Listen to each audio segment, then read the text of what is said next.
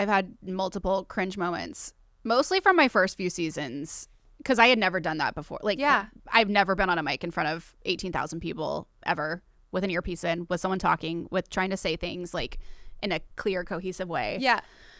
My biggest flub, there's probably been a few, but my biggest one was, I think it was my first season, first or second, OUE Sky Space, which I don't think is there anymore, was a sponsor. Okay. So this was like an observatory on top of one of the buildings in downtown LA.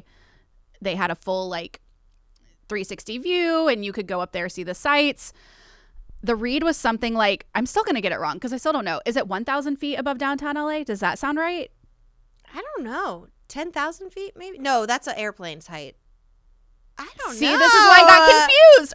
Or was it 10,000? That's airplane. But I jumped out of a plane at 13,000 feet, and those buildings are tall. You skydived? Yes. I feel like I don't even know you.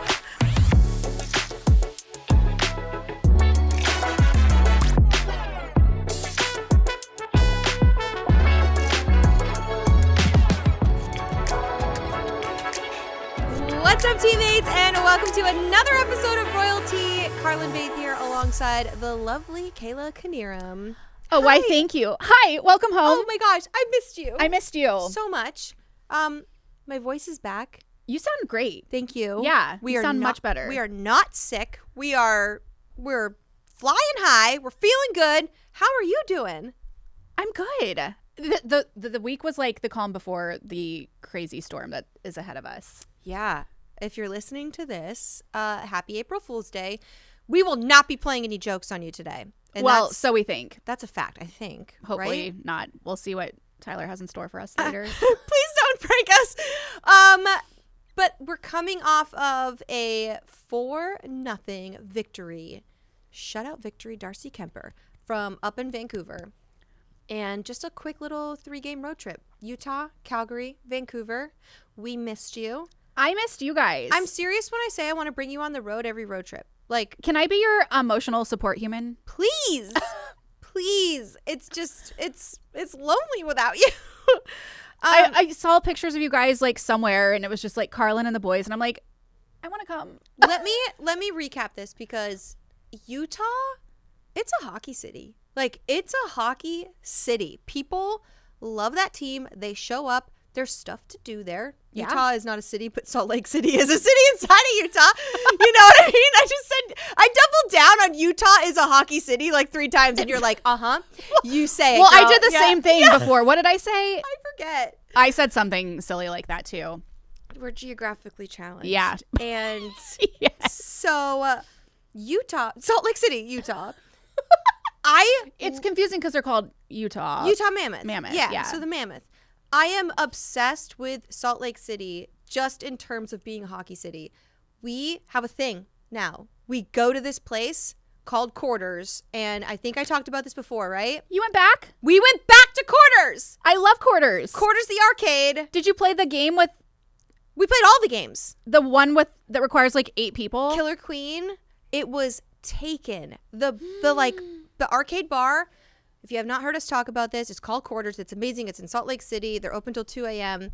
It has every game you could dream of, like skee ball, all kinds of pinball, games you've never heard of, a game called Killer Queen, which we were all obsessed with. Yes. And it was popping so hard that night. Killer Queen was in use.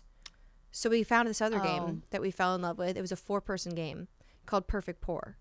And what's that? You have this like screen where it's got all these like beer glasses and wine glasses and flutes and whatever.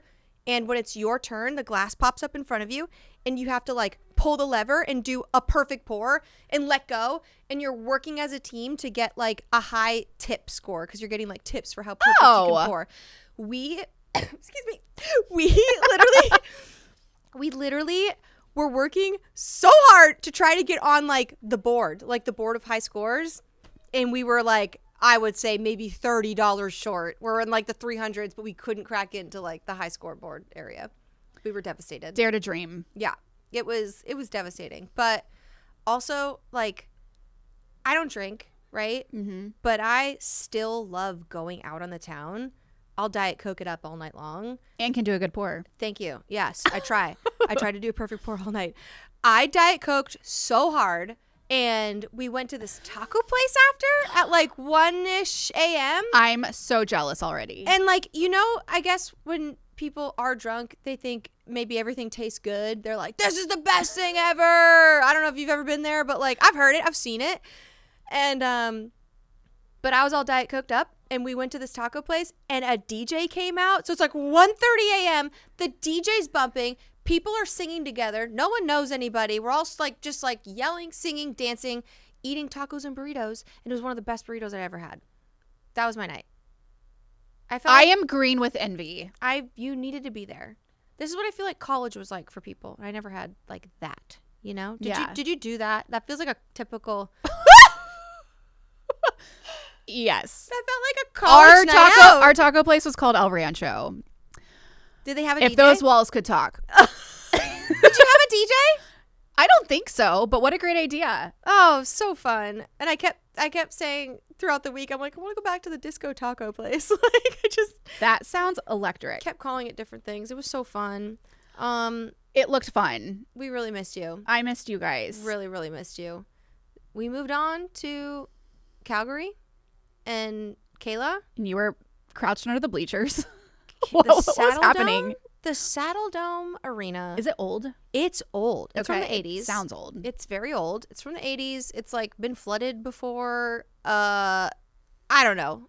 There's like some stuff that's gone on with the building, and they are working to build a new building. It's, you can see it. It's like happening right next door. Oh. And so every time we like drive there, it's like, oh, they broke ground. Oh, there's things up now. Structures. I don't know. Stuff's happening. So I think within like 2 seasons, they should have a new building. I'm going to kind of miss the Saddledome though. Like my little spot. Under the bleachers. Under the bleachers. I'm tucked away.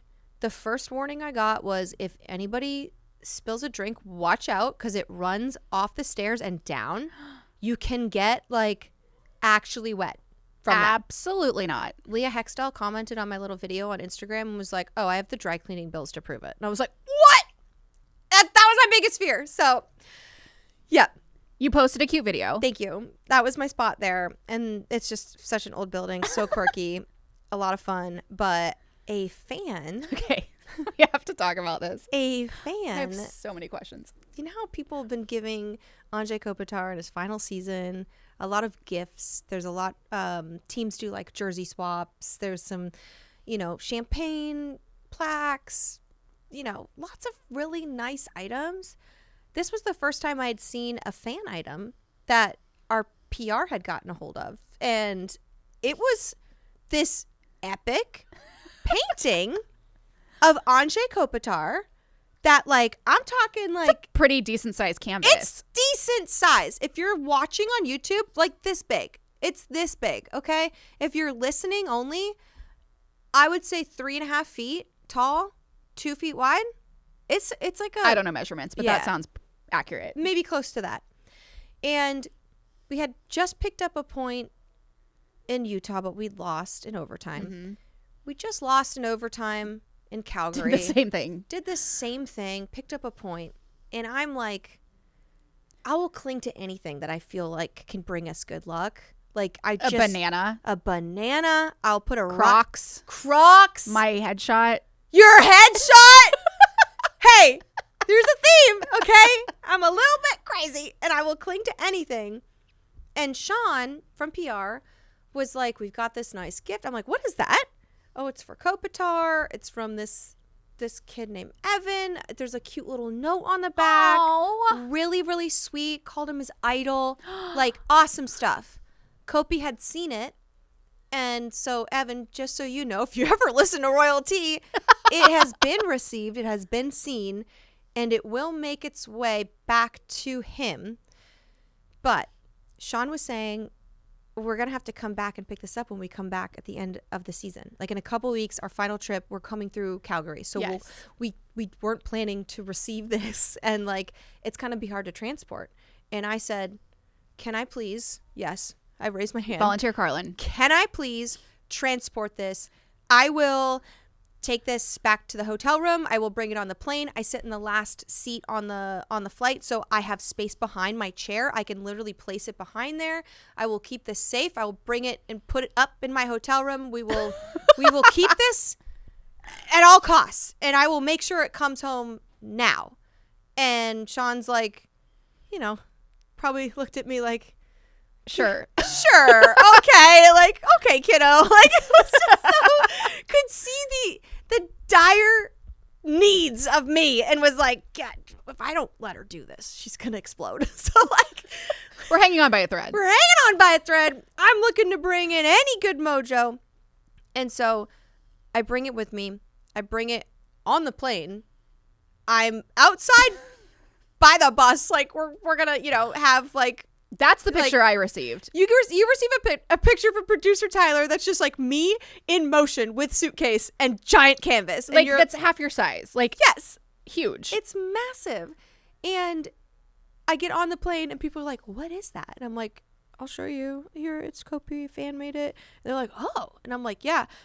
I'm turning the team around. I'm turning the team around with this. And they're like, yeah, okay, lady. The painting was a gift, Todd. Yeah. I know that quote. And then I get to Kopi's seat and I'm just like, don't worry, I got this for you. And he's just like, what? And I was like, yeah, all good, dude. And he's like, okay, you do you. And so I brought it to my hotel room in Vancouver, put it next to my bed. I don't know if I've showed you the picture, but. Oh, yes, you did. Okay. Should I just look at this text exchange? It's next to the bed. And I'm just trying to muster all the good mojo we can. And then slept with the big Kopitar canvas next to my bed because I'll do anything for this team, no matter what it takes. Crocs, bananas, literally. What else? We love that about you. I'm looking. Yes, I'm looking at the picture. It's Carrlyn like in motion, carrying it by the bus. We'll put this on, and it says Carrlyn, the souvenir queen. And then you sent a picture of it in your hotel room by the nightstand. Kopi canvas is safe and sound. And I was just dying at all this. And then what happened the next day when we played Vancouver? We won. 2 points. 2 points. 4 goals. Shutout. Like, there's some magic there. So then I text Sean and I'm like, hey. Next road trip. This might is see it again. Yeah. And because the plan was to bring it back to the rink and have it here and Kopi can take it at his leisure. And I'm like, I think I'm going to have to hang on to this. And he's like, you do you, bud. Like, you can do whatever you want with that. Yes, go on, queen. Like, so now it's at my house in my bedroom. Evan, Kopi will never see it again. Yeah, no. Just kidding. Evan, it's in good hands, okay? It is at my house. I don't know if I should also bring it to the game. Like, so you're serious? Yeah. I Okay. mean, it had to get brought with me everywhere. It came to Vancouver, came to my hotel room, left my hotel room, came on the bus, but it stayed on the bus. So if I brought it to the game, it would stay in my car? Or do I what? What's the next, like, step? How do you We can put it in our dressing room. Okay. I'm Maybe. totally fine to hold this everywhere I go. Whatever works. Whatever it takes.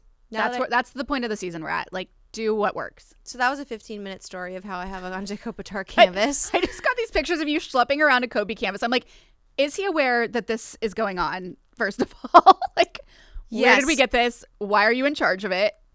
It all makes sense now. I don't want to stand out either. Like, the last thing I want to do is be a distraction. And it is really hard not to distract when you walk on the plane holding that.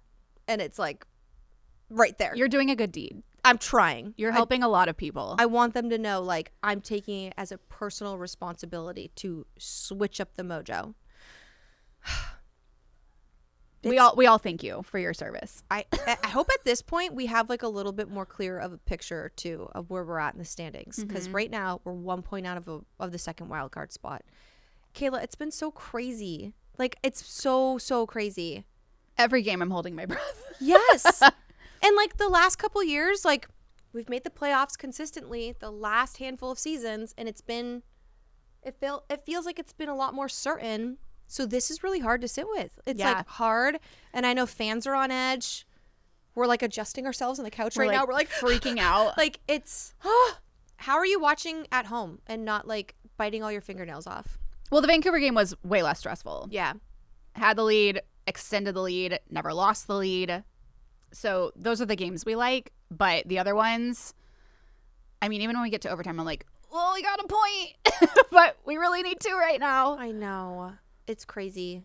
It's, we're sitting in it with you all. So just know that is, we are right there with you. And it's insane. Yeah. The boys are in good spirits, though. That's good. Okay. Yeah. It's crazy because you can't get too high or too low. That's like their mantra. It always has been. Like Kopi leads that way. We're never too high, never too low. Stay in the middle. Stay in the middle. And I remember asking Q before the game. He was my pregame interview. And I was like, I know you guys say never too high, never too low. But like, when do you turn it up a notch? When? Because speaking like, of, he went off he had in a Vancouver. great game. He had a great road trip. Oh my gosh. Road trip, yeah. Yeah. Really great road trip. So I love talking to players before the game, and I always feel like I'm trying to like give them some magic. So I love to see like the guy that I interview get the goal. I still want to do a stat on that next year. I gotta like keep track. We need every those time. numbers. I know. I gotta keep track every single time. One last question from the road trip. Okay. Did we go to the Roxy in Vancouver? We did not go to the Roxy. There wasn't a lot of time. No. Well, the boys went out and they did, not the boys, the team, but our like coworkers went out, saw an old friend, Caitlin, who used to work for King Social. She lives in Vancouver now. Oh. Yes. So they, Zach Dooley got to like talk with her and hang out with them. And like, I was so tired, Kayla. I slept like 14 hours. You need that. Yeah, I just stayed in the hotel. Like, I didn't do anything. It's a really comfy hotel. Love that spot. I love that hotel. Love that spot so much. But yeah, that's it. That's the road trip. And no food poisoning. No food poisoning. That's great news. Oh, my Lord. Okay. If you're all just listening to this podcast and you didn't know what we're talking about, the last time we were all in Vancouver, the chickpeas caused a massive food poisoning across the whole group. We talked about it on the podcast, but I don't think it ever aired. I think that part got cut. Yes. Oh, because we were saying some things that were like, we don't need to be talking we're allowed about to talk that. about it. Yes, we are.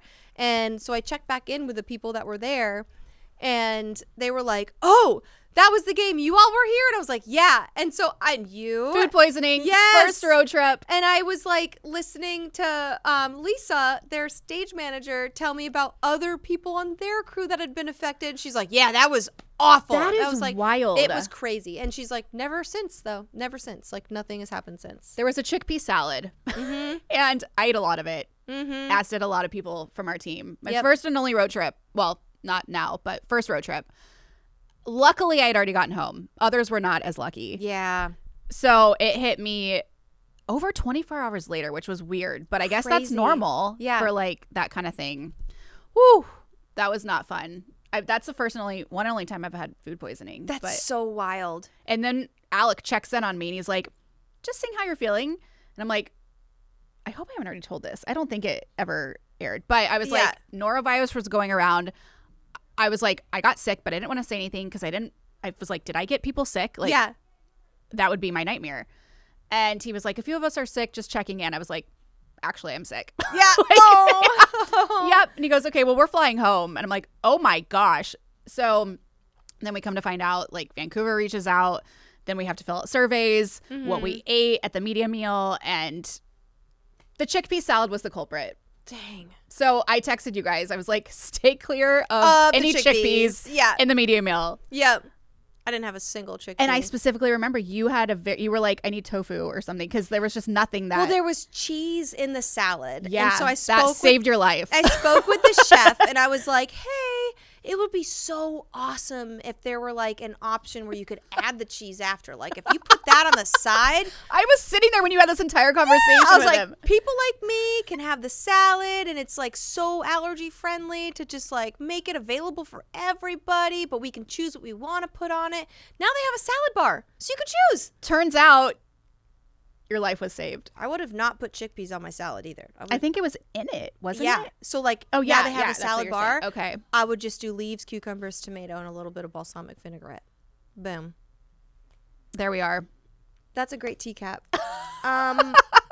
Kayla. Yes. We had such a great reaction to our questions from the Teapot episode. Yes. And we have a great guest lined up for next week.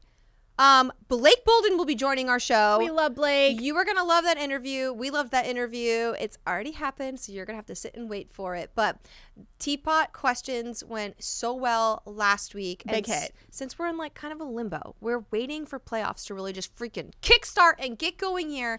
We're going to do one more round of Teapot questions. And these ones are courtesy of producer Tyler. Producer Tyler. I'm a little nervous. I am too. I'm a little scared, but I think he'll be good to us. I think so too. Or completely unhinged. Shall we? We shall. Where's the teapot? Let's bring it in. Yay! Dun, dun, dun, dun. Ta-da! I feel like Teapot. Phoebe in that episode. I don't know that episode. Oh, gosh. I still haven't watched Friends, really.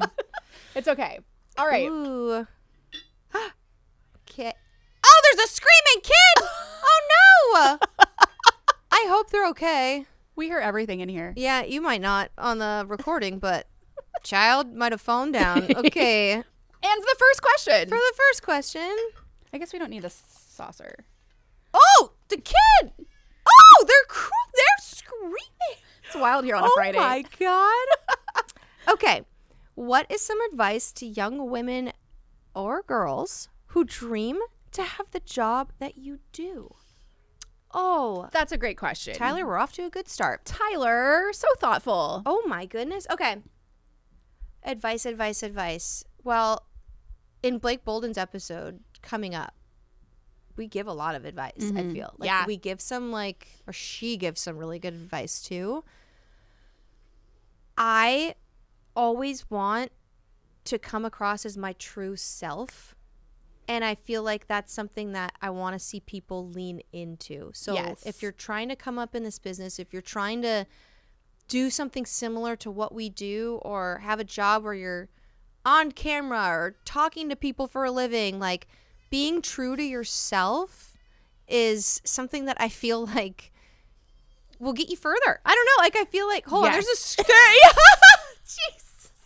Tyler just closed the Try door. not to laugh because you're giving a really great answer. Oh no! And the kid just kept screaming. I probably won't pick up on the microphone. And that was, oh my gosh! I hope the kiddo's okay. He sounds like he's having a rough day. That's all. Like, yeah, It's probably fine. yeah, probably needs a snack. Yeah. Hangry. Being true to yourself, it's so important. Yeah. And it's something that like, if I wasn't me, I don't know, you kind of do a little bit of acting with the job anyway, with just the way that you present yourself and the way that you speak. If you had to be somebody you weren't too, it maybe wouldn't come across as authentic or as easy to do. Also, know your stuff, because you can't do this without working really, really, really hard. And I think people think it's easy to just like pop up and appear on camera in either of our jobs. It's so not easy. It's so not easy. And like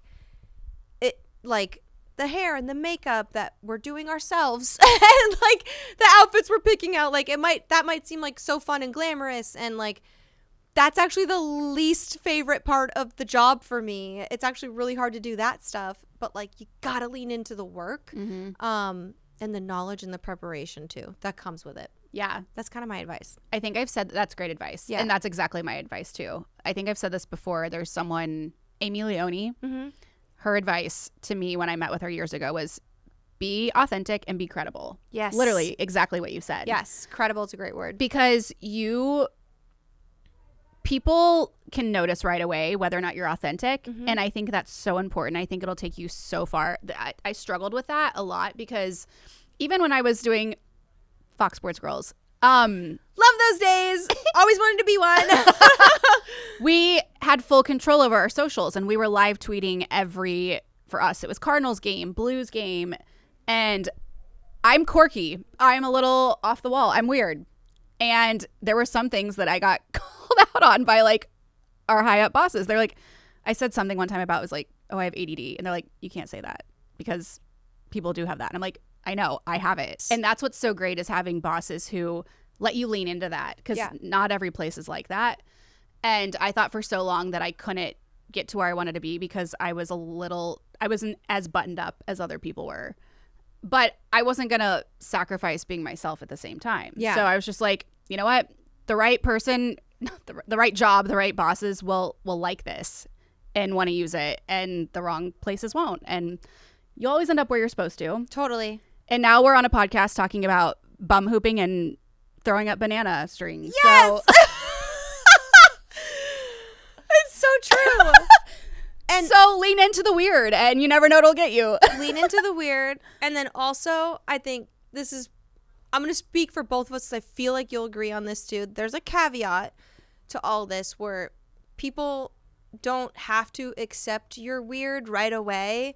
And that doesn't mean you should lead with the weird right away, because we also work in an environment. You have to be professional also. You yes. are, like, we are professionals in a working environment with a corporate structure. Yeah. Where our jobs may not have to, show up and be in the office every day, or write the emails that need to be written every day, or write the rundowns, the structures, all of that sort of thing.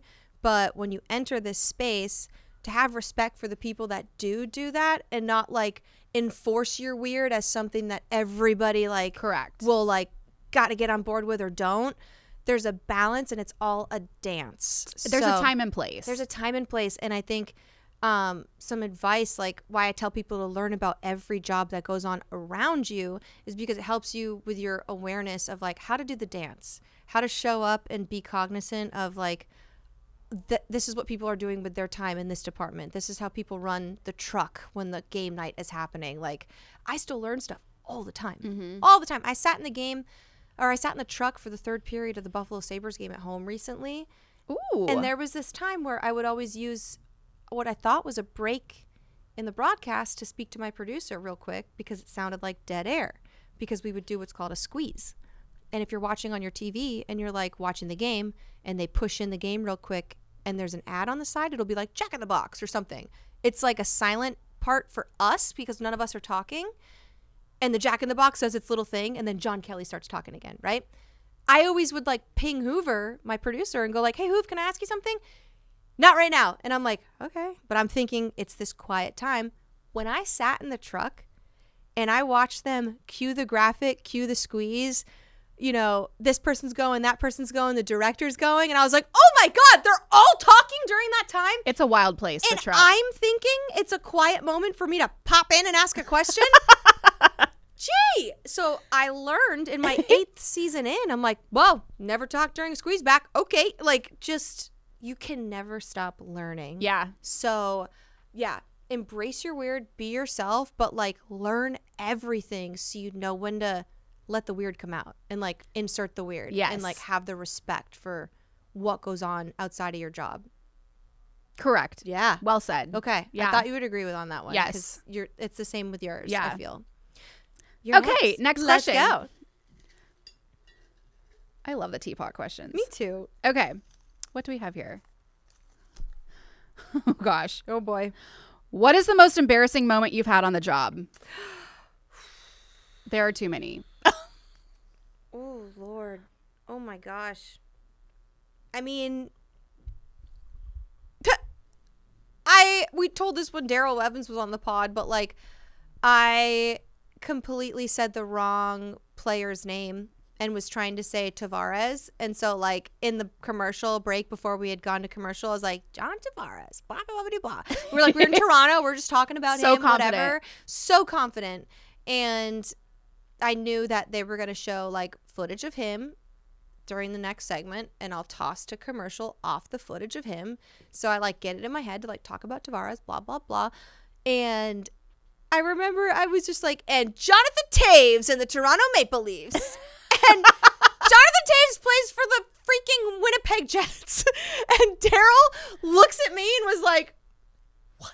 And I was just like, yeah, buddy. And he's like, no, takes his earbuds out and is like, you realize who you just said? Like, you just said Jonathan Toews. And I was like, oh my gosh. But he didn't correct you on air, right? Did not correct me on That's air. a good co-host. That's a good co-host, but like we can make fun of it too, because if he did correct me, I will never be like, oh, rude. Like I do not mind that type of correction, but like there's so many things that we have to say that sometimes I do get tripped up in that regard. And it's funny because I know what I'm saying and I know who I'm trying to say, and I said it 2 seconds ago, but then like, yeah, anything with numbers too. I get tripped up with numbers sometimes because I interpret them in my brain like backwards sometimes. Same. Yeah.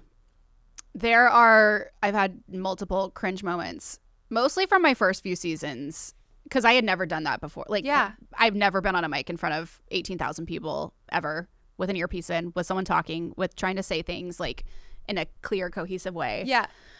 My biggest flub, there's probably been a few, but my biggest one was, I think it was my first season, first or second, OUE Sky Space, which I don't think is there anymore, was a sponsor. Okay. So this was like an observatory on top of one of the buildings in downtown LA. They had a full like 360 view, and you could go up there, see the sights. The read was something like, I'm still going to get it wrong because I still don't know. Is it 1,000 feet above downtown LA? Does that sound right? I don't know. 10,000 feet maybe? No, that's an airplane's height. I don't know. See, this is why I got confused. Or was it 10,000? That's airplane. But I jumped out of a plane at 13,000 feet, and those buildings are tall. You skydived? Yes. I feel like I don't even know you. Wait, didn't we talk about this I at don't one think point? so. Yeah. Did we? I don't know if we did. I think I mentioned it once. Was it scary? Scariest thing I've ever done. I thought I was going to die. I literally did all the things the night before because I was like, this might be my last night on Earth. I was very dramatic. You like wrote your passwords down. I got Olive Garden. I watched Home Alone, and I ate ice cream. Do you not allow yourself Olive Garden regularly? No, I do. I was just like, this is my last night. I'm eating Olive Garden. Kayla! I don't know why. And my then God. You restarted Friends. I did You're my like- People magazines. I think I did. I watched Home Alone because it was right before Christmas. Yeah. I went there. You had to call in the morning to make Yeah. sure the wind conditions were fine and everything. Oh, I thought you meant to make sure you still want to. You're like, hey, yeah. Well, I'm still in. I was hoping they'd be like, winds are too high, we can't go today. I was like, how are the winds? And they're like, perfect elements. And I'm like, no. Oh, that's great. I'll see you soon. Because I was, at the time we're getting way off track, but it's fine. I was working for the PLL at the time, and one of our video guys was in a like regular skydiving group every weekend, and he was like, if you come with me on this day, I'll film you for free and you won't have to buy the video package. I'm like, cool, let's go. You love a bargain. That'll do it. Yeah. Well, so my mom had done it growing up, and she had always talked about it, and I'm like, I love heights. Yeah. I want to do something crazy like that. Let's go. So it all aligned, like the timing and the free video package, because we love content. And get there, the guy I had was great. His name was Joe. I still remember, because the other thing was my great uncle Joe was a paratrooper on D-Day. So that's why my mom did it. It was her uncle. Whoa. So she was like, I want to do that like in honor of him. Yeah. He thought it was so cool. Yeah. And so I'm kind of like, yeah, that sounds fun. So my instructor's name was Joe. And I'm like, oh my gosh, my great uncle Joe. So you literally go over things for like 30 minutes. That's it. And then they pile you all in a tiny plane. We were in there with like maybe 12 other people, like 6 pairs. And you're strapped to somebody, right? Oh, yeah. Yeah. My mom went by herself the very first time. She With trained nobody strapped with to nobody her? strapped. Diane! That's insane. What? That's actually crazy. And only trained for a few hours leading up to it. Like, this was back in the 70s. They don't or do that 80s. anymore. No. Crazy. Did they have seatbelts then? Probably not. Okay. Yeah. So we all get up there, and actually the ride up was the worst part because you climb so quickly. I was chewing gum. I think they made me spit it out in the plane. All the saliva left my mouth. I couldn't swallow. I was so nervous. Oh my gosh. I was shaking, but you climb so fast that I got a little like, I was like, ugh, I don't feel good. Yeah. I'm also freaked out. By the time we got up there, I'm like, actually, just get me out of here. I want to get out of the plane. So we were one of the last to go, and you're hooked to your person, and then they like shimmy you over to the edge, and then I had to like squat down, but like lean back my head like by his shoulder. You get very close with your jump partner because you're strapped to them. your life is in their hands. You're like a baby Bjorn Yeah. for them. I didn't think of it that way. Yeah. You are. Yeah. So he's like, okay, here we go. 1, 2, 3. And then you're out. You're out. You're just, it's a free fall for a minute. Mm-mm. What a rush. So yeah, you free fall for a minute before they pull the parachute. Okay. So then Josh, our video guy, is like flying all around me. He's like, Kayla, look at me. And I'm like, like You can't breathe. The wind is so strong. They're like, if you feel like you can't breathe, scream really loud. Can you hear them? Are they talking? Like, hey. No. They tell you to do all this like before you jump. Okay. But Josh is with the camera flying all around us, and he's like, do something. And my guy starts spinning for fun. No! And I'm like, I start shaking my hands. I'm like, stop. I don't need more spinning. Like, so he stopped that. And then finally I relaxed for a second, and I did like a little heart, and I think I blew a kiss. And then they pull the parachute, and that's when it gets fun. Then you just kind of like float down. But what a thrill. I forgot what the question was. What the heck was the question? What was the question? How did we get here? What was the question? Most embarrassing part you've had on the job. Oh, okay. Most embarrassing moment. Oh, OUE Sky's face. What a wild detour that was. So it's still unclear if OUE Sky's face is 1,000 feet or 10,000 feet above downtown LA. Is it 10,000? Because skyscrapers are high, and I jumped at 13,000. If you go 14,000, you have to have oxygen. So that's why we jumped at 13,000. Anyway. I don't think skyscrapers are that high. It might be 1,000. You're right. Okay. I think it's what we're going to sound so stupid. Nothing's What's new. new? Yeah. Whatever it was, I think I told Kings fans that OUE Sky Space was located 100,000 feet above downtown LA, which is space and beyond. So numbers are not my thing. Nope. I got so rattled and flustered because at first I said 1,000. Then I said, then I was like, no, 10,000. Then I said 100,000 feet above downtown LA. It was so embarrassing. Oh, no. Is this multiple times? It just kept getting worse. Oh, no, this was the same hit. I literally, after that hit, wanted to jump off the upper concourse. I was like, that's the dumbest thing I've ever said. One of the dumbest things I've ever said. But except you did it on a mic in front of 18,000 people. That's the one thing that like you remember, and then nobody else is like, hey, you really messed that up. Like nobody probably thought a single thing. They're like, I have no idea how tall that place is. She's probably making a joke. 100,000 feet. She's blonde, whatever. She's hilarious. Oh my gosh. It was insane. And then I've had mishaps since then, but yeah. that was the biggest one. There, in my first few seasons, I would just kind of like mumble off when I would like forget what to say, or if I said something wrong. I would just be like, da, da, da, da. Back to you. Oh. If you guys had to switch jobs for one game, what would you be excited to do, and what would you be nervous to do? Everything. Can I go first? Well, you've had this job. I've had your job, and I miss it dearly, and it is so much fun. I miss two things. I miss the pump ups in the corner. Jay Flats and I would do the same thing. Yes. And 115.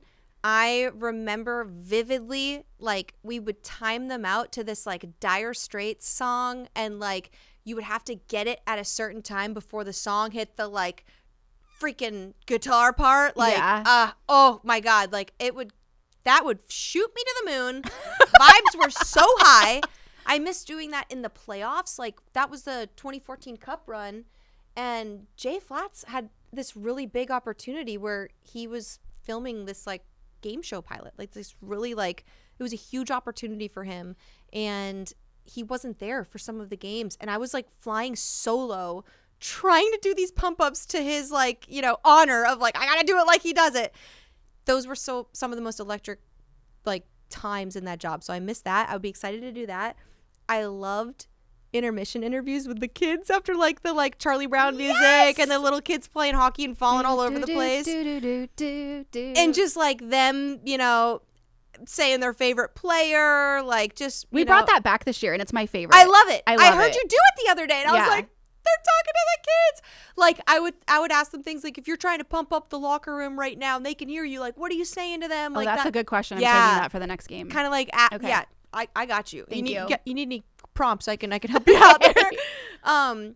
But most nervous to do anything that was like a game situation. Jay did most of those because I was like terrified. Like you guys do the high-low game. Anything that is like needing to be done at a certain amount of time to get out before the puck drops is absolutely terrifying. Yeah. absolutely terrifying. And I'd rather do a lucky row any day than to facilitate the game, because I somehow would mess it up. I just know I would. It's so scary. There was a game recently where I was looking at the rundown and the hits that were next to each other in the same timeout. I'm like, oh gosh, I have anxiety. I'm on the back end of it. It's a game. Yeah. It's going to come down to the wire. I hope there's enough time. And then there was. But yeah. It's scary. So scary. You just feel the clock ticking and you're like, as we've said before, my mic's got cut. Played off like the Oscars. I've been cut off. Yeah. Oh my gosh. Everything would terrify me about your job. Like, what you do is so hard and you have to just know so much. I would have to lean on my co-host and analyst big time, because obviously you have such an extensive hockey background that I don't. But I lean on them too. I would be a mess. I would just have to set up the questions. Like, all you're doing is playing traffic cop. Tell me this. Tell me that. What do we see here? What do we like that? But no, you're so good about like asking technical questions that I don't think I would be able to do. I think you could. Oh, well, thank you. Yeah. You have a very inquisitive brain where I feel like even if you don't know the rule book back to front and every single player's name, like, you understand hockey. You know hockey. Yeah. You could watch a hockey game and ask Daryl what in the heck you just saw. Like, I guess it's also easier when you're actually watching the game, which we don't. You're so busy. Because we're running around. Okay, so that part would make you that nervous. Would help. But what would make you excited? That was the flip side too. All of it. Just the thrill of being on TV and working with Daryl. It looks like you guys have so much fun. He's just the best to work with. He always just like, he's someone that elevates people around him and is never going to like let you fail or falter in any way. So I think it'd be so much fun. I would just definitely have to like, I'm someone that likes having everything in mind first. Yeah. So the on the fly stuff would probably be a little scary for me, but like I've gotten better at it, I think, through the hosting role. For sure. And with Mikey as well. And it's on the fly in a different way, because like it still is structured, where on our rundowns, like graphics have to know what they're putting up. Director has to know what he's cutting to. So there's like, you have to stick to that. There's like things that there's line items that we're hitting. We may be like improvising some of the wording and some of like how we're setting each other up, but we're still like hitting topic points that like you can creatively get to. So it's not like just the wild, wild west of like, what are we talking about? There's structure. You could do it. You guys make it look easy and it's not. Thank you. That's our producers and directors helping us make it look easy. Okay. Next question. Yay. Okay. So If you were not working in sports, what job would you pursue and why? Marine biologist. Just kidding. Not a knock on marine biology. If you know, you know. If you know, you know. Oh my gosh. I feel like I have a lot. I would be flipping houses. Really? Oh yeah. I can see that. Yeah. I would love to have my own HGTV show. Okay. Yeah, like selling real estate. I've taken 2/3 of the courses needed to get a real estate license, and I just have not finished it. Carrlyn. Yeah. You should. I just want all your free time. Yeah, right? That's what happens. I think I have you free don't time. have. Dude, when we were like coming out of the pandemic, I somehow then thought it was a good idea to start that, but like I should have just taken the courses during the pandemic and gotten it done because I had more time. But yeah, flipping houses, HGTV style. Like, I would also probably love to like coach or help or consult in some sort of form, fashion. Maybe podcast, not even about hockey, but like podcasting. I love that. That's still kind of what we're doing now. So if we weren't doing what we're doing, I don't know. Flip houses. That's kind of my. That's a good one. Yeah. What about you? Maybe it goes back to my childhood dream of being an actress. Yes. Which I found out that I was not good at. So that can't be true. That cannot be true. You took one acting class, right? Or more? Yeah. Well, maybe like 4. Oh. Who told you weren't good? No one. I just decided that. I was like, oh, this is hard. I can only be myself. Okay. But like. And Isaiah was in there. Yeah. But like you can, I don't think that's true. I think you can act. Okay. Thank you. Okay. My other one would be, I think it would be fun to be an attorney. Like Elle Woods. What's comma I L? object. Due to habeas corpus.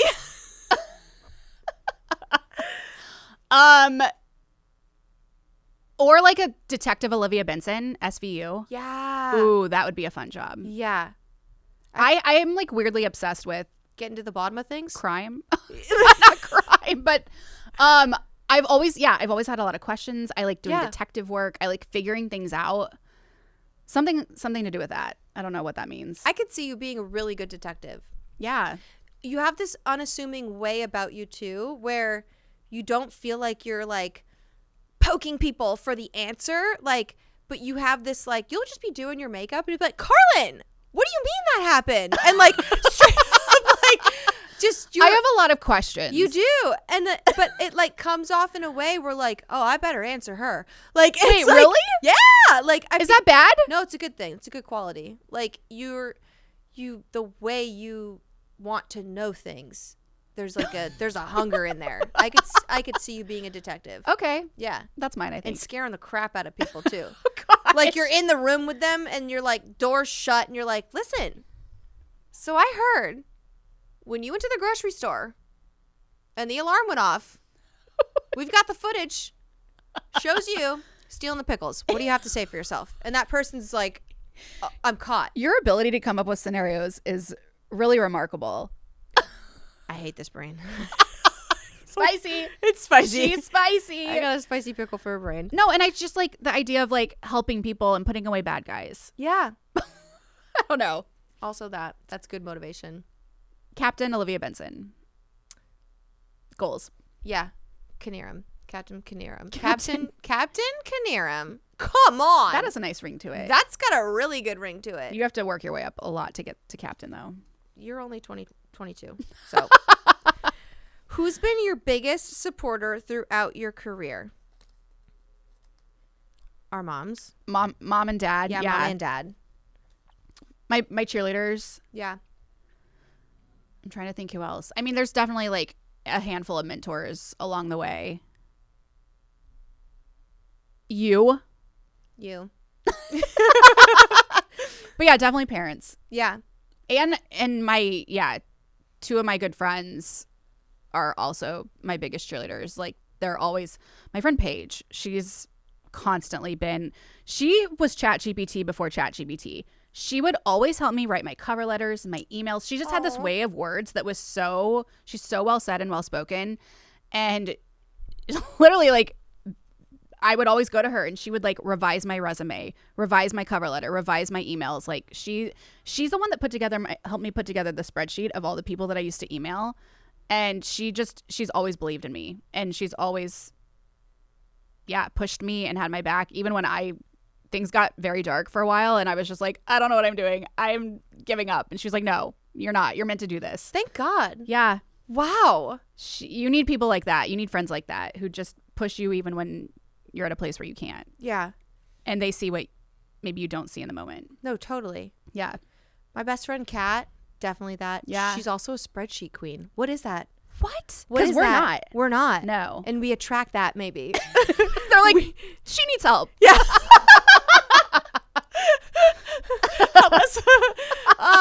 Wow. I bet Paige and Kat would get along real well. I bet they would. Yeah.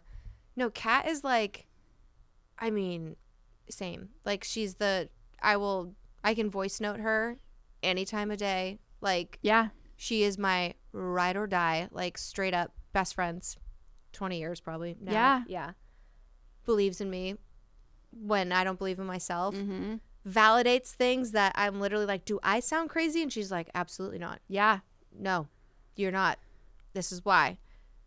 Parents though, like I'm so thankful for my mom and my dad supporting me so much. I call them every day. Same. Like just bother them all the time.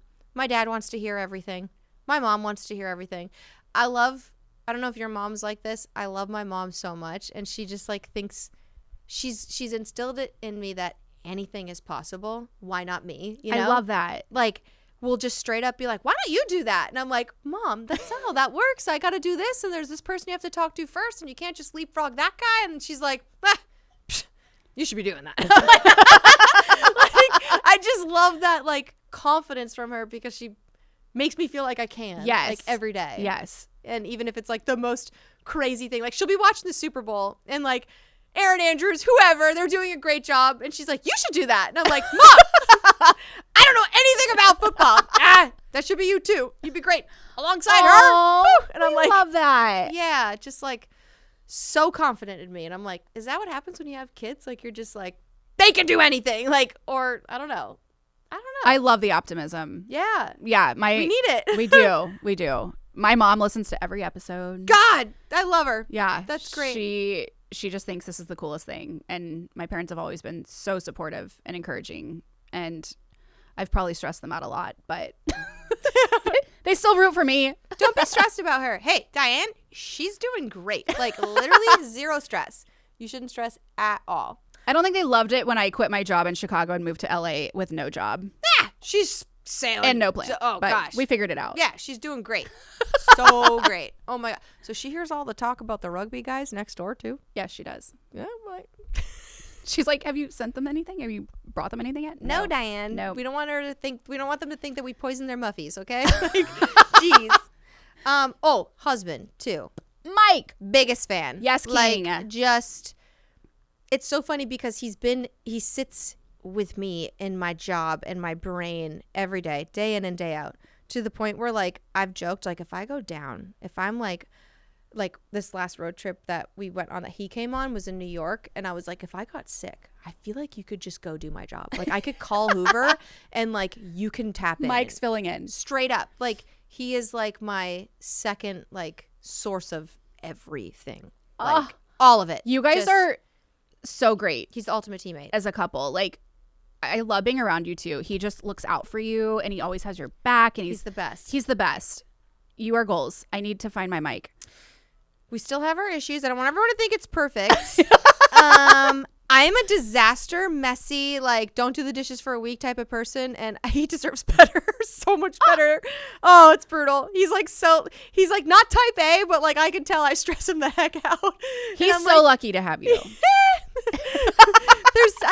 I could be better in certain ways, and I feel so bad that like he's so great to me, and I'm like, you balance each other. I pile up the dishes and I leave on a road trip, and I'm just like, I'm sorry, and he's like, it's cool, I got it. Oh, that's a good partner to have. Yes, honestly. Oh, and my friend Carrie, loudest cheerleader, love her. She will build up anybody, anytime, anywhere, and just make you feel like the best person. We should have our best friends on the show with us. Should. Oh my gosh, you guys aren't Please. ready for mine, I don't think. Paige, Kat, Carrie. You have a second best friend. Paige, Carrie. I have a handful of best friends. I have my high school best friends, my college best friends. I call them all my best friends. That's really fun. I love that. But yeah, we should have them on. That'd be great. The podcast is not ready for Carrie. I want Carrie. Carrie's the one that gave me the teapot. Yeah. Yeah. She deserves it. We met in college. I met Carrie and Paige in college. Katy Perry. Maybe that's a summer episode. That would be our best friends on. Fun. Yeah. Okay. You're next. Am I? I think. Okay. Tyler wrote a lot. Let's see if we can rapid fire the last like 5. Okay, there we go. Okay. If a PWHL team comes to LA, what would you name them? Oh, RoyalTea. The RoyalTea. Not even like TEA, but TY. We may have already talked about this. We accidentally already spoke about this in our episode with Blake Bolden that's coming out next week. We talked PWHL expansion. Don't miss it. Don't miss it. But the RoyalTea. The RoyalTea. Yeah. Yeah, to go along with the Kings. Totally. Okay. Next one. Rapid fire. Woo! Here we go. This dying teapot. What is one moment of success that you've had in the industry that you're proud of? Ooh, oh my gosh. Getting to work my first playoff game in Edmonton was like just so crazy. Hockey in Canada is bananas, off the wall, wild. Yeah. It's their religion. It's like it's so intimidating. It really is. Mm-hmm. And like that to me, it just felt like, wow, like the team's here, the team made it, I've made it, the crew has made it, we're here, we're doing it. That felt really freaking awesome. And then just like working like, I'm like, what did I say? Moment of success. I don't know. I feel like every like moment that I keep getting to do this or like pile on or add to it just feels like I'm wow, I can't believe it. Literally every time. Yeah. It's crazy. I can't pick one because there's been something at every level. Yeah. When I was living in LA and got the job at Fox Sports Midwest and moved to St. Louis within 2 weeks, I was like, oh my gosh, this is changing everything. Yeah. Like that was my foot in the door. And then went to Chicago. Oops. Moved to LA. My job with the Kings, when I got that, I'm like, oh my gosh, this is huge. I've never done anything like this before. I'm working for an NHL team in LA. Like number 2 market. That's wild. That was life-changing. And then it's built with every job. When I got the Recover job and I'm interviewing Brock Purdy and Travis Kelce and so crazy. What is happening? Like after an agent wouldn't sign me and I'm like, guess I didn't need you. Yeah. Like, here we are. And then this podcast, like, oh my gosh. There's been stuff at every level and moment that is crazy and floors me. I didn't even think about like the first time like getting the job, like those moments too. Like you're just like as you're listing each one, like I second that with you. Like each time something has happened, it's like what? Like okay, oh my gosh, they were all building blocks, but at the time that was like the biggest, craziest thing that had happened to me. Yeah, I love that. Yeah, love these questions. Is it my turn or your turn? You just read that one, right? Yeah, your turn. Okay. What do you hope women in sports and young girls watching take away from this podcast? Oh, so many things. You don't have to know everything. Like being inquisitive and being comfortable with asking questions and not feeling like you have to show up with like this 100% I've got it figured out attitude to have fun watching hockey. You are allowed to explore something and figure out what you like about it and learn about it and just have fun being around it before you know it all. Like it's not supposed to be intimidating. And I hope that you watch us and realize we are not intimidating. This sport is so welcoming. It's so much fun. And you can be that for other people too, no matter what level of knowledge you have about the game, because it's a hard game. Yeah, nobody has it all figured out. Just when you do, first of all, listen to Jim Fox. There is stuff he is still seeing for the first time and trying to break down and share with you his knowledge. And that man is in his 60s. Didn't that just happen recently during a game? I feel like he said it on the broadcast. There was a moment, I've never seen that before. There was a moment where we had to look at this play that had been challenged by DJ Smith, our head coach, where the coach had and the video crew thought it was high stick. Okay. Yeah. And it happened. And first of all, to even be able to challenge a play that had then led into a goal. Yes. There's a certain like list of things that you can challenge, and they have to happen in the offensive zone. So determining whether or not that the high stick had happened in the offensive zone was part one, because the high stick started outside the blue line and then ended inside the blue line. So that was part one. Is it challengeable? And it was. And so they got confirmation on that. But then like, why was it not actually held up as a high stick? We didn't know. And that was the game that I was in the truck. Oh. And I said to our producer, I go, do you want me to call the situation room? And Hoover's like, yeah, go ahead. So picked up the phone, called Rod. What? Put him on speakerphone and was like, hey, Rod. He's like, hey, Carrlyn, what's going on? I'm like, do you mind telling us on speakerphone something we could share with the viewers of like why that call got, stood correct? Like it was not something that could be overturned. And he was like, well, because of the player being hunched over, and yes, it may look like a high stick, right? Had he stood up, the puck would have been below the shoulders. So we determined that was not a high stick. And I was like, thank you. Get back to work. And he's like, all right, you too. That's cool. We all learned something. Yeah. Yeah. That's tea, I feel like. Yeah. So anyway, going back to what people should feel or think taken away. You're just where you're at is enough. Yeah. And help make that feel that same way for other people too. I feel like a broken record, but it's don't compare yourself and be yourself, I guess. Yeah. Like, be who you are. You'll end up in the right place. Don't compare yourself to other people and think you should be farther along and doing this and that. Like, and then something else that you're so good about is everyone has a seat at the table. Everybody. You are so good about not like doing anything and everything to help everyone around you. And not being competitive. Well, I think there's sometimes where I'm like feeling a little like not territorial, but just like I need to be better about it. Because I'm like, luckily I've worked with people who are awesome. And because that does change things when it is a catty and competitive environment. And you've never been like that. You're like, there's room for everybody. I'm here to help you in whatever you need. Even from the moment I walked in these doors. You sat with me, you explained the job, the role. You were like, this is the best job I've ever had. I'm so excited for you. Like, you're going to crush this interview. Like, you're just like, are you okay? I just want everybody to be happy. Yes, you do. And you're so good at that. And you don't know how like much that has meant to me and how far that goes. So be an advocate for everybody like around you. And know that everyone has their own path and it's going to look different than the people next to you. And that's okay. And if you can see someone that needs help, don't hold back too. Because you have gifts. And if you're feeling an urge to help somebody, do it. Yeah. Do it. Do it. Do it. Oh my gosh. Okay. Rapid fire. Okay. Yep. How many left? 2 left. Okay. What was your first job and how did you elevate to your current position? Oh my gosh. Okay. First job like ever in this business? Ever. First job ever. So I always consider myself an entrepreneur. I can't wait where this is going. I lived on a street with 6 houses, okay? 6 houses. And I made this flyer because I think I saw it in like the Babysitters Club or some sort of like kids show where like you made a poster and people could rip off like a tag at the bottom of it, right? So I made a poster that was like, oh, I'm a pet sitter.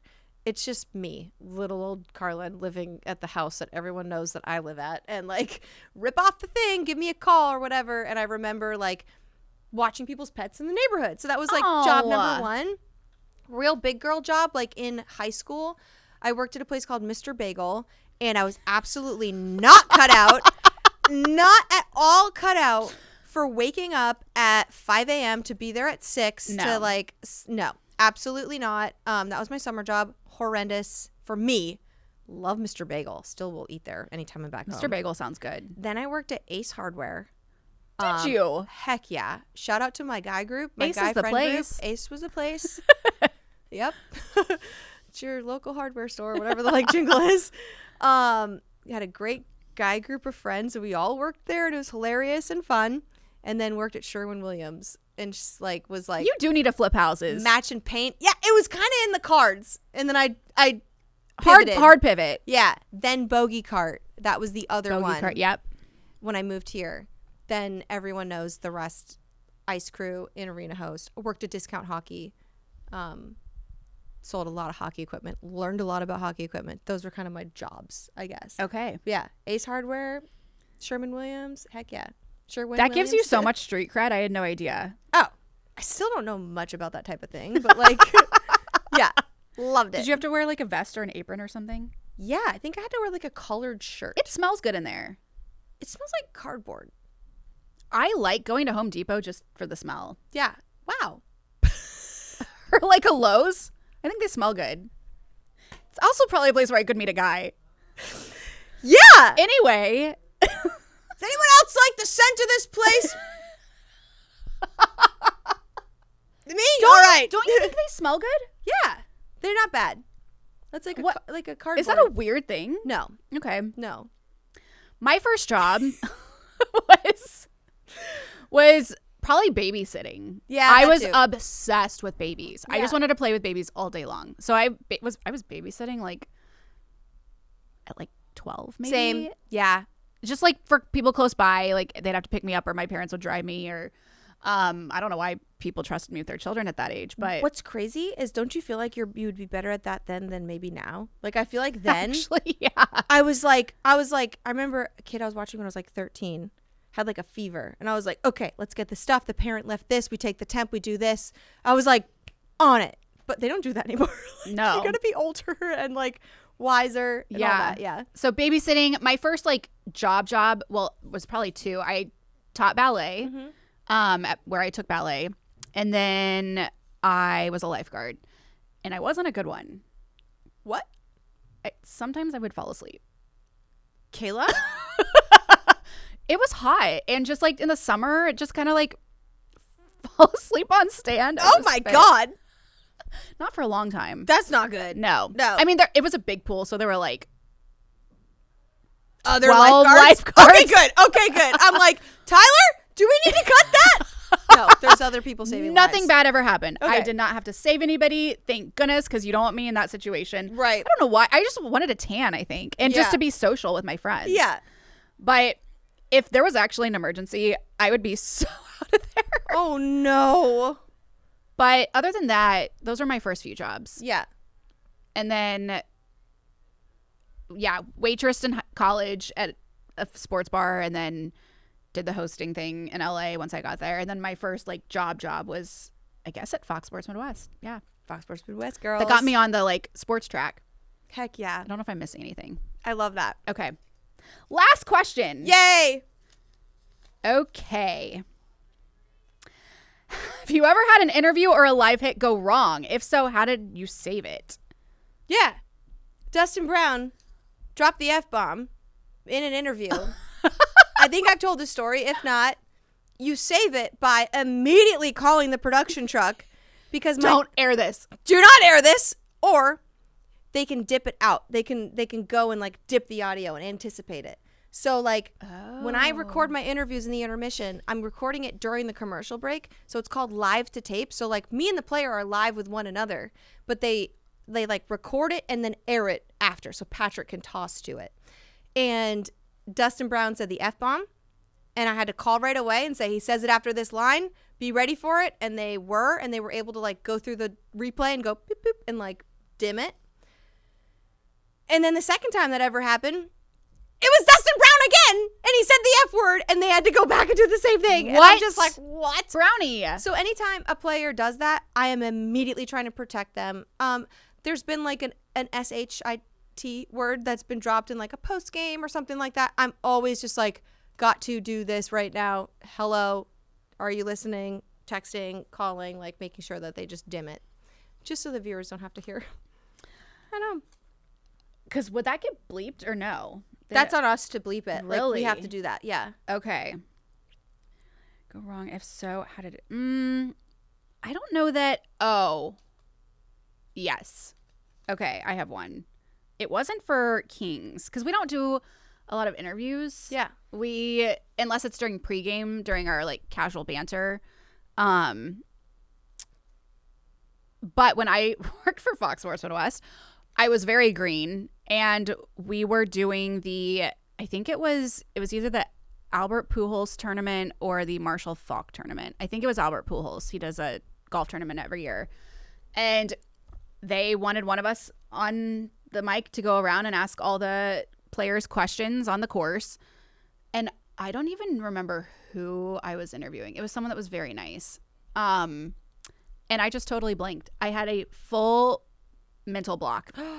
And I go, okay, thank you. Just like, no! It was so scary. Like, I don't know what happened, but I just didn't. I mean, obviously, none of this was live. Yeah, it was all for like pre-record. Yeah. But I'll never forget Joe, the camera guy, came up to me, another Joe, and he goes, you can't do that. He's like, you got to know like what the next question is. And I was like, yes, okay, yes. Wow, that's good on him for telling you, like, come on. He was great. Yeah, he just will shoot it to you straight. Oh, that's great. Joe Maz. But it was traumatizing. I'm trying to rack my brain about who it was. I can't remember if it was a retired player or anyway. All that mattered was I fully blanked, didn't know what to ask. It was so embarrassing. And so I didn't fix the situation, but it's not happened since. Like, have your question ready. That's why I always say what you do is so hard, because you have to be listening to the answer while also prepping your next question, but also maybe feeding off what they say. Yeah, and ditching your question. That is hard for me to like come up with something really quick on your toes like that. When you do it a bunch, it'll always get easier. Yeah. The hardest is the first. The first one, yeah, which was for me was on a golf course. Yeah. And that's out of the way. Boom, behind you. Yeah, long time ago. Oh my gosh. Well, that was a lot of fun. That was so much fun. We love questions from the Teapot. We do. Thank you, Tyler. Thank you so much, Tyler. Producer Tyler, absolutely crushing it. Questions from the Teapot. Heck yes. We're going to end on something. We usually end on positivity. Yes. This is something that's a little bit of a departure, but something that we both want to talk about. And something so awfully tragic happened in our hockey community that still feels beyond comprehension. Jessi Pierce, a beloved hockey reporter who worked and covered the Minnesota Wild for many years, passed away in a house fire along with her 3 children and her dog. And it has absolutely tore up this hockey community in such a way that, like I said, you just can't comprehend it. Like, I have cried so many tears. I have thought so many things and read every single tribute, watched every video, seen everything that teams are doing for her and her family. And every time just think, I cannot believe that this is real. And it's just like so sad. And her husband, Mike, who is the survivor of the family, we literally are just sending every positive vibe that exists in this universe to him. There was a GoFundMe that's been set up. Thousands of dollars overnight just raised for her and her family. I think it's important to talk about how amazing she's been for this hockey community, because a lot of the things we talk about on this show, being yourself, not being afraid to be who you are, not being afraid to be a little bit weird, she just embodied that like to a T.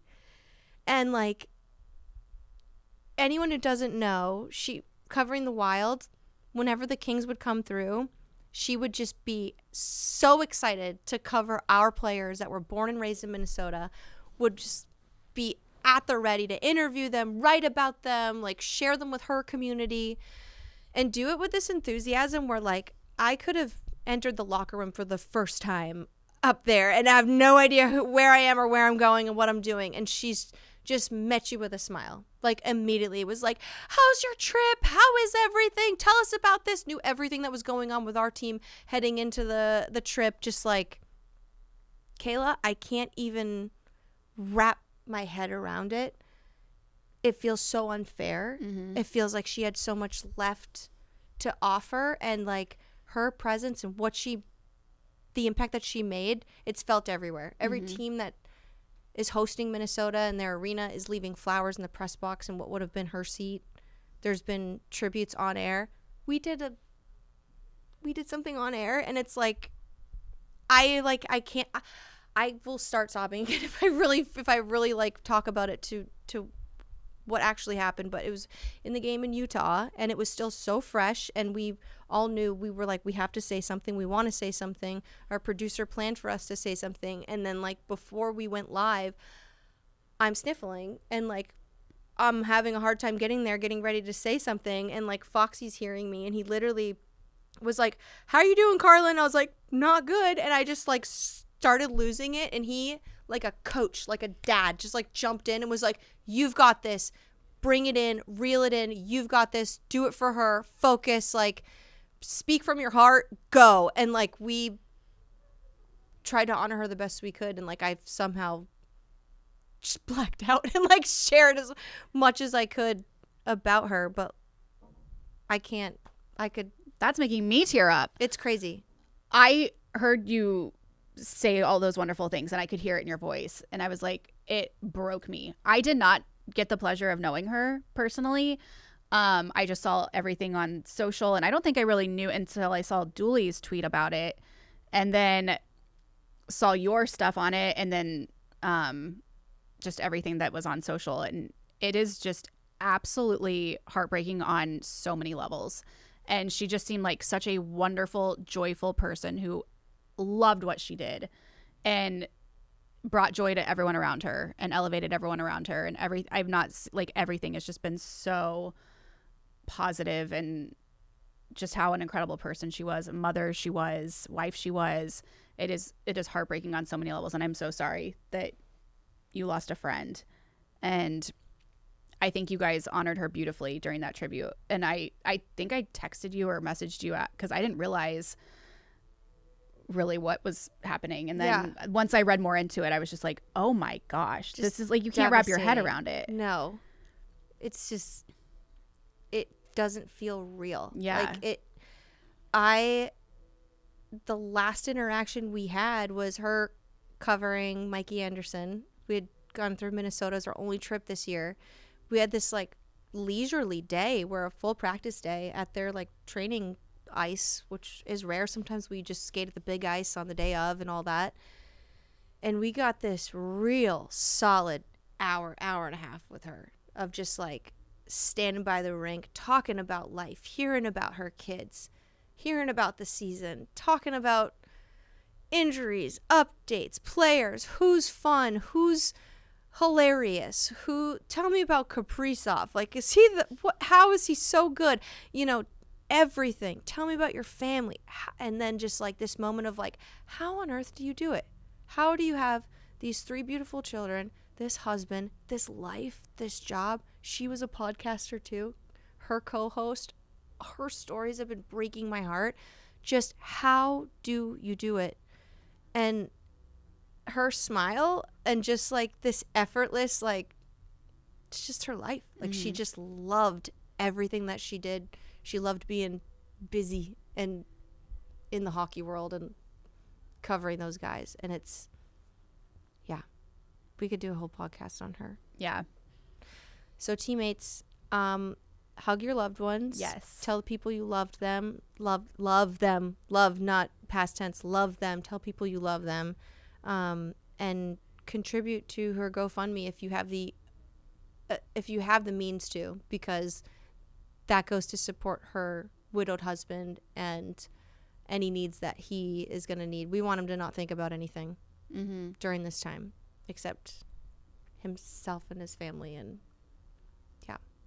so teammates, we'll see you next week for another episode of RoyalTea. Thank you for being here with us this week. We love you all. Bye.